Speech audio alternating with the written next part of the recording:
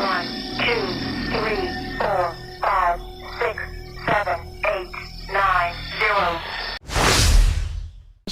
Hello and welcome to this little admin's Skype conference. We have some guests today here, and let's start. We have Brett Sheppard. Hi, Brett. Are you with us, Brett? Time delay. Yes. Hello. Yeah. Yes, Hello. I am with you. Yes, cool. Yes. My name is Brett. Hi. Am I here? Yes, Okay, you yep. are here. My name is Brett Colin Sheppard. I'm the founder of Lunar Anomaly Research Society on Facebook, and it's very, very nice to meet all of you. And I thank you for letting me come here today and talk. No problem, my friend. We have just next to Brett, we have Neville Thompson sitting here. Hi, Nev. Hello, my name's Neville Thompson. I'm the founder of Alien Life Public and Secret Group. It's very nice to be here, and I'd like to say hello to everybody. Hello, Okay. hello, Nev. And we have under the name Smarty, Martine Grainey. Welcome, Martine. Thank you very much, Thomas, and I'm proud to be an administrator on exclusive Mars images and also on your group, Mars, Moon, Space, and it's too long to say it all, but so yes, very pleased to see you all here. We just say the Zoom Club. Just the Zoom Club. And we have a new admin in here today. Some of you may have heard the name Gary Mckinnon before. Welcome, Gary. Hi, thank you. Yeah, it's been a great first meeting. I'm a new admin at EMI, Exclusive Mars Images, and I've met some really interesting people today and seen some jaw-dropping images. And yeah, looking forward to many more days of going, wow, look at that. Welcome, Gary, many times. And my name is Thomas. Most of you probably know me already from my many videos here. So I hope you will enjoy our little conversation here and enjoy yourself here. Thank you very much. Gary is the latest added admin in Rami's group EMI. Rami could not be here today, unfortunately. We hope he will be here next time to join us. Gary is also a well-known person in public because he was the guy who hacked his way into NASA's computer a few years ago and saw some pictures of a flying craft and some documents. So, of course, we are all curious about Gary in the beginning here. So let's start with some questions for Gary. Gary, did they talk about? Did you see anything about a lunar base? A lunar base? No. Yeah, shit. Of course. Yes. Have you seen anything about a lunar base, or can you tell me about non-terrestrial officers? That's all I found, the spreadsheet with non-terrestrial officers and ship names and the one image. So just those two things. Okay. Many months of hard work and screwing up my life and my relationship. But Okay. two pretty cool things I found at the end, so I'm pleased overall. It was worth it. Oh yes. Yeah, that is awesome. I'm interested in anything non-terrestrial, including us. Yeah.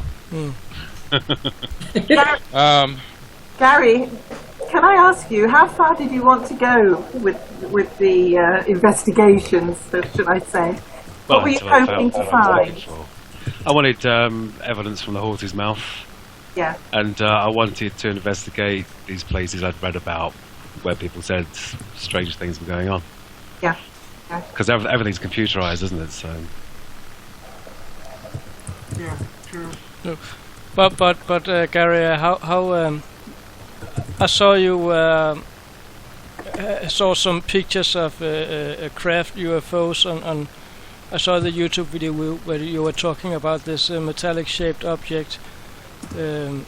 How can you describe that object and what you thought when you saw that the first time? The image I saw? Yeah. Yeah. Well, these were huge files. They were like 200 megabytes plus. And it was a NASA proprietary format. And obviously I didn't have their software on my desktop, but I had remote control of their PCs. And it's like using the remotely anywhere or PC anywhere, so you see the desktop on your desktop. And so I turned the colour down very, very low. I don't think it was monochrome, it was probably 4-bit colour, and the screen resolution to about 640, 480, so that I could run the image on the remote machine and then see it slowly come into place. And I got to see about 2/3 of it, and it was a classic cigar shape, I suppose, but there were no rivets, no seams, no sign of the usual things we accept as sort of man-made machinery. You know, but it did have those sort of geodesic domes, a bit like the golf ball radars at Menwith Hill. Okay. On both sides and both ends. Okay. Now that looked kind of man-made, but there was no joinings. It was all very smooth, flowing structure. All right. All right. That's. And then they pulled the plug. I actually saw the mouse moving to the bottom right hand of the screen on the tray. Right-click the LAN icon and choose disconnect, and that was it. It was gone. Was that the only picture you saw of UFOs, shaped objects? Yeah, it was the only one I ran, but Yeah. there were thousands of these images. Thousands. Yes.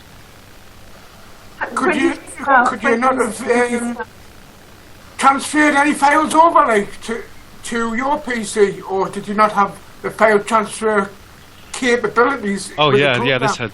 This had FTP built in and everything. This remote Right, administration right. software, remotely anywhere it was called. Right, But I didn't. yeah. And people say, how can you not have just done a print screen or checked your temporary internet files? Exactly, Or, yeah. but you know, when you've got somewhere, you've confirmed what Donna Hare said on television at the Disclosure Project. You're sitting there, you're waiting, thinking, oh my god, and then you're disconnected. Your mind is so in the moment. Yeah. It's, The next time, do a file transfer. there will be no next. But anyway, there was something about some Mars images also. Am I right? I've been misquoted a lot. The only two things I found were the image and the spreadsheet. Okay. So you never saw any actual Mars images? No. Damn Do it. you have any particular interest, though, Gary, in what you would like to find on Mars? I mean, is it structures or evidence of what? Just evidence of sentient life that builds structures and builds a machine. Do you have any feelings? It's everywhere, isn't it? It's like a junkyard up there. There's bits and pieces everywhere. Rectilinear objects, 90-degree turns, It almost cross section. it almost seems Yeah. Crazy. Thomas, it looks as if Wow. Brian's got Skype, so... yes, it almost. Brett, you are breaking up. Yeah. Everyone is. I wonder why. Oh, I'll bet. Yeah. It almost seems like, well, yeah, because they because of they. It almost seems like the images are completely littered with these puzzle type pictures. Yeah. You know. Yeah. It's like someone took a It city almost and seems, dropped it. because I can see a cow, I can see a chicken, I can see all kinds of crap. So you really have to zoom in pretty good, to see anything at all, and you've got to weave through tons of two-dimensional type images of masters of the universe and Pelagian gods and cows and bisons and you've got all this crap to weave through, right? When you're looking at the image, and you finally go, oh, that looks strange. No, all the rest of the crap looks strange. That doesn't look strange at all. It looks like normal topography. That's true. There is a lot of So we have to get through layers and layers and layers of digital information before we get to the actual topography, which is going to be blurry. Yeah. It's like... Does that make sense? Yeah, completely. Yeah, it does.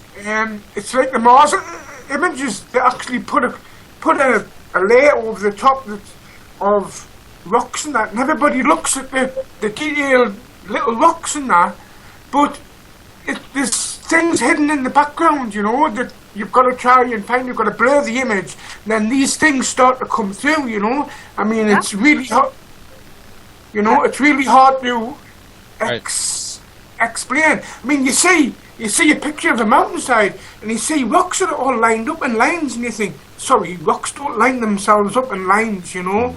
Yeah, squares, walls, circles. Yeah. What they've done is they've actually placed rocks over the top of the edges of things to hide them, you know. That's what they've done. And what you have to do is you have to blur the image, then try and see what's behind sticks out, it, you know. Enlarge it quite greatly first, and then blur, and then. Yeah. The other thing to do is invert the image. You know, see the other side. Yeah. Oh yes, I've not tried doing that. I must admit, I tend to. I will, like Nev, I will magnify it to quite a. You won't be disappointed at all. You'll see all kinds of crap. Never, and I always, well, Nev knows, I concentrate a lot in the backgrounds because, for me, that's where I find my treasures. And of course, I have to sacrifice clarity when I'm picking up things from the backgrounds because, of course, you do. Yeah, it's not going to be sharp, obviously, but right there you can still see them, and they're the ones that NASA ignore. They're working on the foreground. Yeah. That's why I quite like the middle ground. Me too. Yes, I do too. About the inverted colors, I've seen that a lot of on the MOC images also. Where just suddenly it's a black area and the next area is completely white and then it's almost black again and then it's white again, but and there are no what you call the structures to support a shadow that's supposed to make it black. If you know about image enhancement or whatever, you know that NASA did contrast on that image if there's black and white right next to each other. Yeah.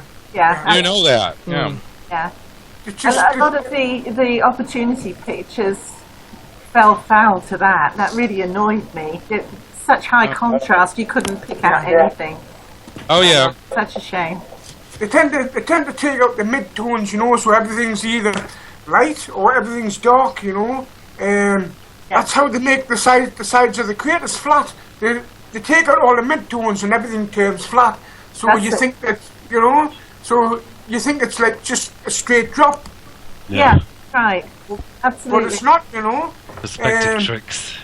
Yeah, or they put fake sand on, which you can really tell it's fake, right? Yeah, this really, you know, I only noticed this yesterday, I think. Oh, fake really? little sand dunes. Yeah.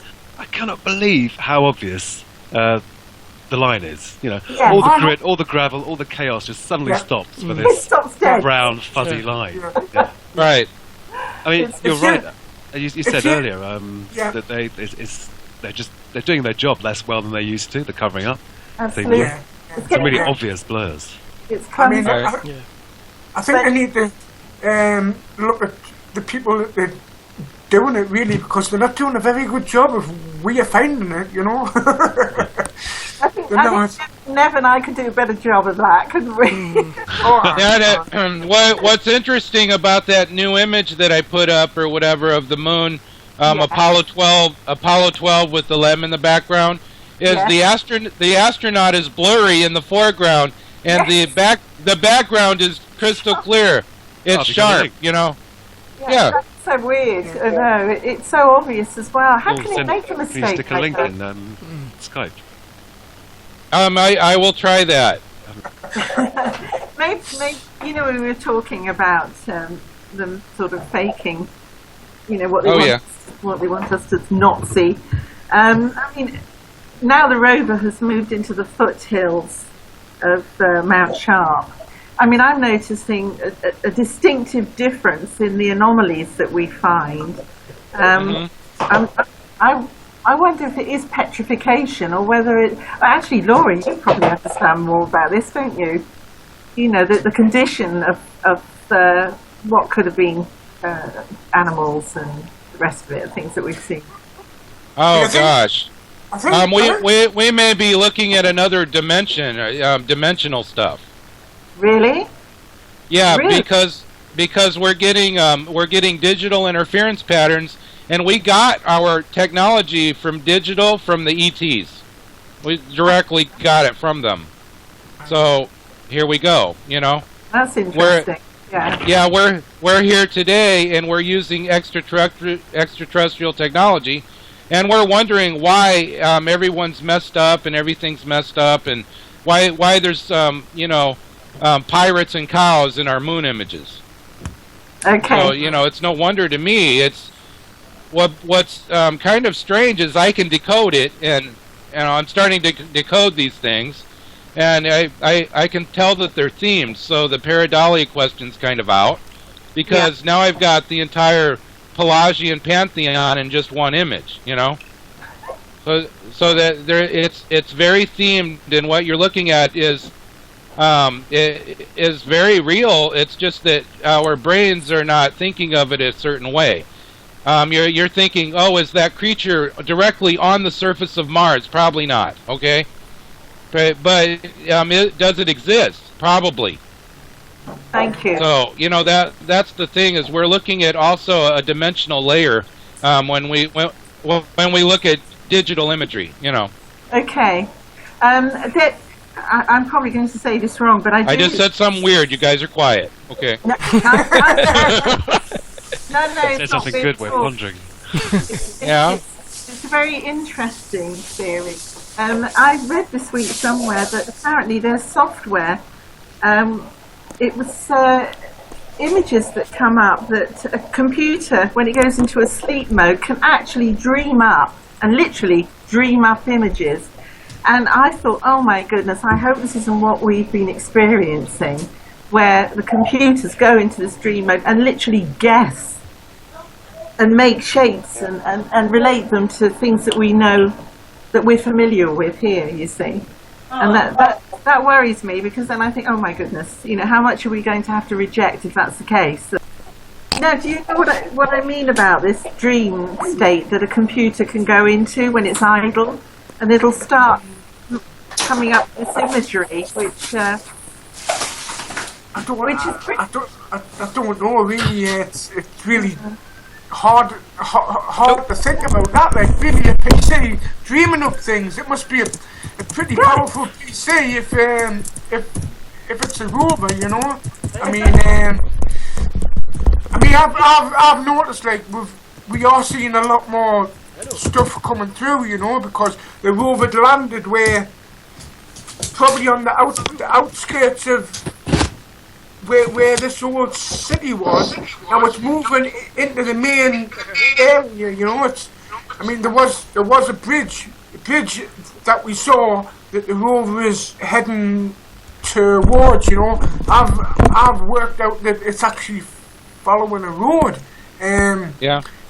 Because you can see all the slabs where the road's being joined together, you know. I mean, we haven't seen any of it at the moment, but the past few hundred souls, it's been following this road type structure, you know.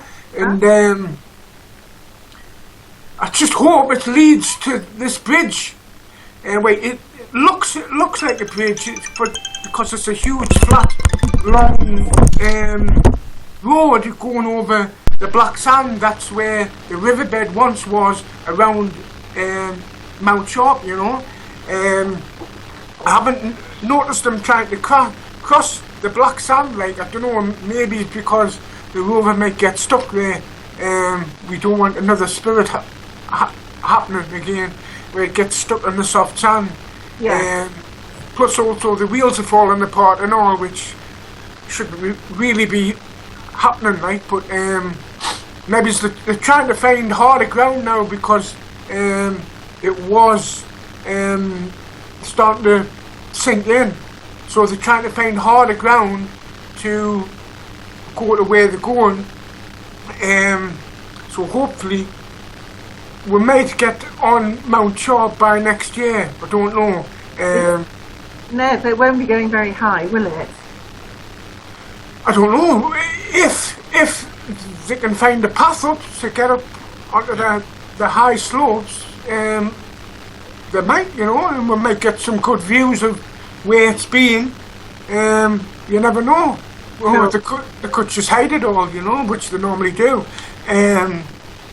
But hopefully we might get some decent shots coming through, like. But I've noticed, like, we are getting less and less mass cam shots. Like, they only seem to be picking selected parts where we see, you know.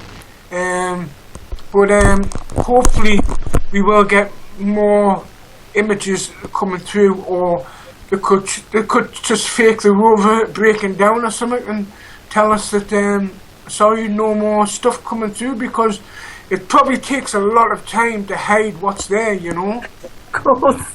You know, in terms of computers dreaming, though, I think the Google image recognition software. That's something it. about dreams. Right. Yeah. Thank you. Yeah, thank you, Gary. It was I read about it only earlier this week. Yeah, I think that's what they do for sure.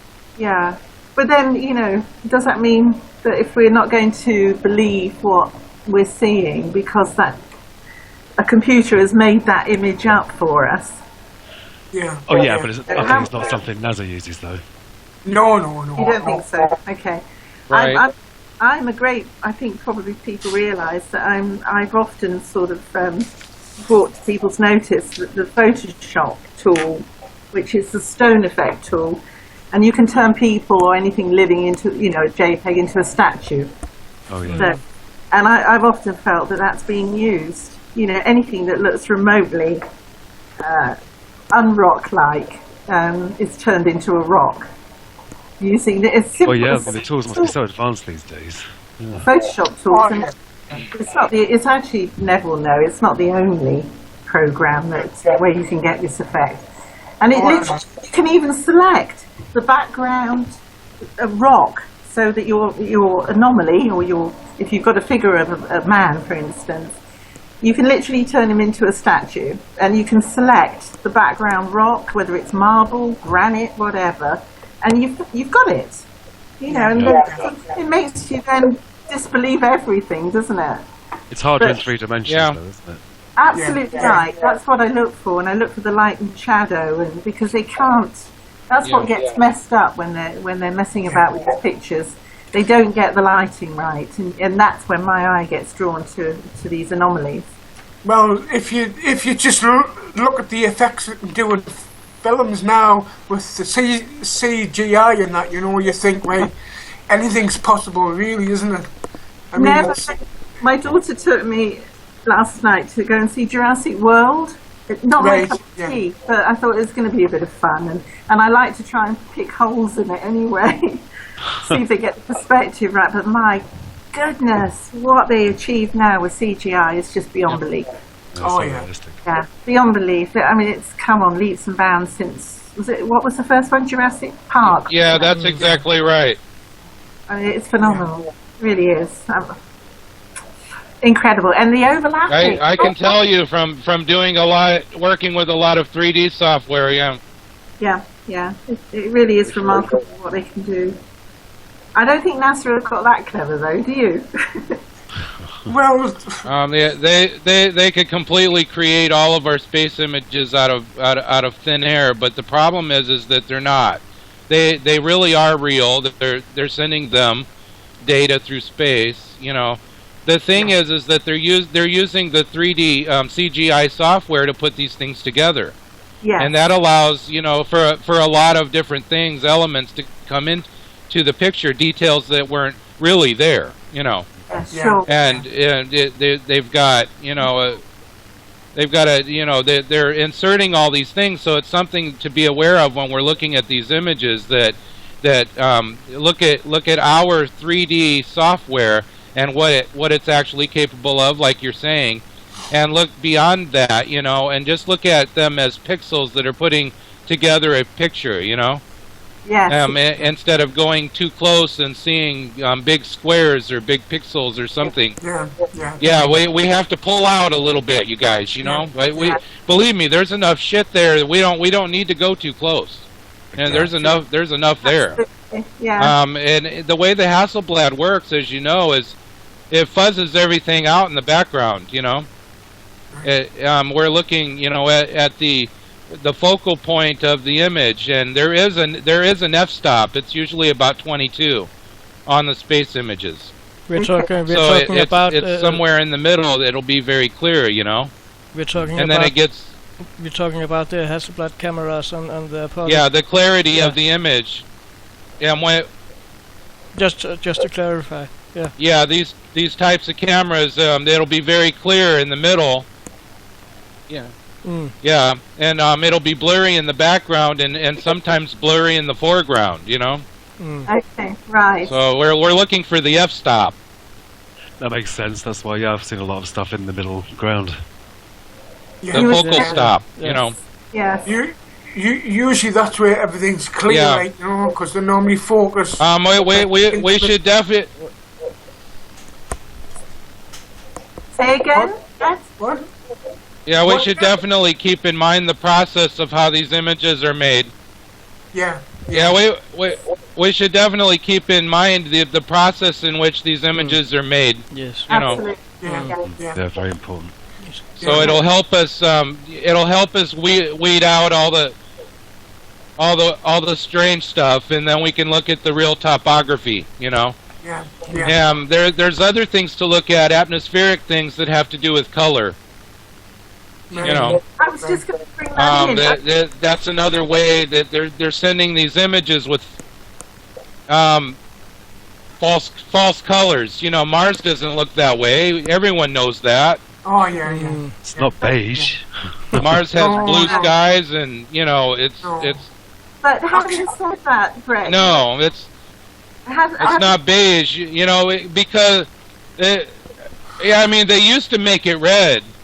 They used to make it all red, you know, like it was a shitty red planet or something, you know. Yeah. And now we know more. It's like the moon. It's not totally gray, you know. No. No, but I remember when we're seeing the pictures of Mars from the Hubble telescope, then it's blue. Yeah. Right. Remember those pictures? Yes. Right. So we actually have a third blue planet in the system here. Or fourth. If you look at NASA's image of Venus, it's orange. You know, it's like the death planet of fire and nothing but volcanic ash. You know.